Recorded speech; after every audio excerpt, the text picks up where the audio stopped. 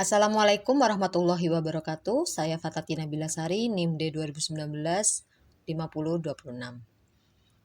Saya di sini akan mempresentasikan hasil karya saya yang berjudul Penyebab Stres Mahasiswa. Stres menurut KBBI adalah gangguan atau kekacauan mental dan emosional yang disebabkan oleh faktor luar atau ketegangan. Tuntutan internal dan eksternal yang dialami mahasiswa dapat menjadi sumber tekanan yang melampaui batas kemampuan mahasiswa atau overload, sehingga timbul distres dalam bentuk kelelahan fisik atau mental, daya tahan tubuh menurun, dan emosi yang labil. Stres berkepanjangan yang dialami individu dapat mengakibatkan penurunan kemampuan untuk beradaptasi terhadap stres. Selalu berpikir positif dan ikhlas dalam menjalani berbagai problematika hidup merupakan suatu hal yang harus kita lakukan. Karena pikiran positif kita terhadap sesuatu adalah modal awal dari segalanya. Tentunya, karena kita sebagai generasi muda harus selalu berpikir positif dan optimis untuk meraih cita-cita kita. Penyebab stres. Yang pertama adalah kurangnya waktu tidur. Tidur adalah kebutuhan dasar yang penting dan esensial bagi setiap orang. Waktu tidur yang dibutuhkan oleh orang dewasa adalah 6-8 jam dengan syarat tidur lelap, fresh ketika bangun, tidak sering terbangun. Kurangnya waktu tidur dapat mengakibatkan kurangnya konsentrasi, obesitas, memperburuk kondisi kesehatan, dan stres meningkat. Selanjutnya adalah makan yang tidak teratur.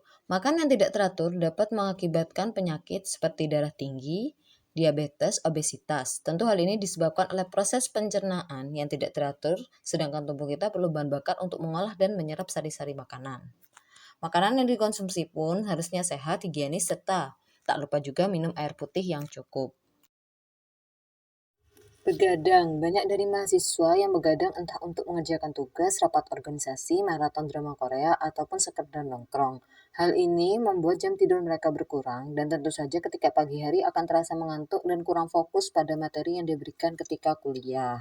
Yang keempat adalah mengkonsumsi kopi berlebihan. Mengkonsumsi kopi berlebihan dapat meningkatkan risiko kematian. Maka dari itu sebaiknya konsumsi kopi sekadarnya saja dan jangan mengkonsumsi kopi yang terlalu banyak mengandung ampas karena akan memperburuk profil Ma di dalam tubuh kita. Mengkonsumsi rokok maupun vape. Hal ini berbahaya bagi kesehatan mahasiswa karena akan menyebabkan penyakit pada saluran pernafasan, serta kandungan nikotinnya akan membuat penggunanya kecanduan. Yang terakhir adalah kurangnya olahraga. Seperti yang kita ketahui bahwa olahraga sangat penting bagi tubuh kita karena menyehatkan jantung, membakar lemak, dan membuat tubuh menjadi bugar.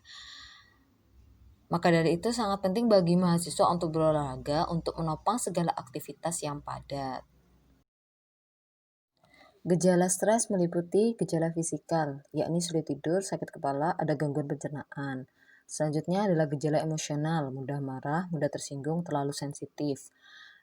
Lalu ada gejala intelektual, mudah lupa, kacaunya pikiran, sulit konsentrasi, prestasi dan produktivitas menurun.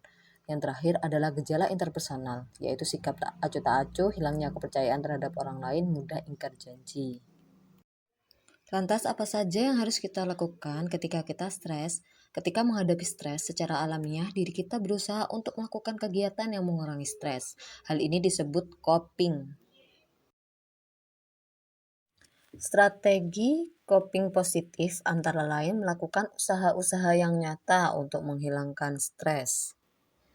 Yang kedua adalah memikirkan cara untuk menghadapi stres. Yang ketiga adalah menekan aktivitas lain agar dapat berkonsentrasi pada masalah yang sedang dihadapi. Dan yang terakhir adalah tidak lupa mendekatkan diri kepada Tuhan Yang Maha Esa. Always be positive.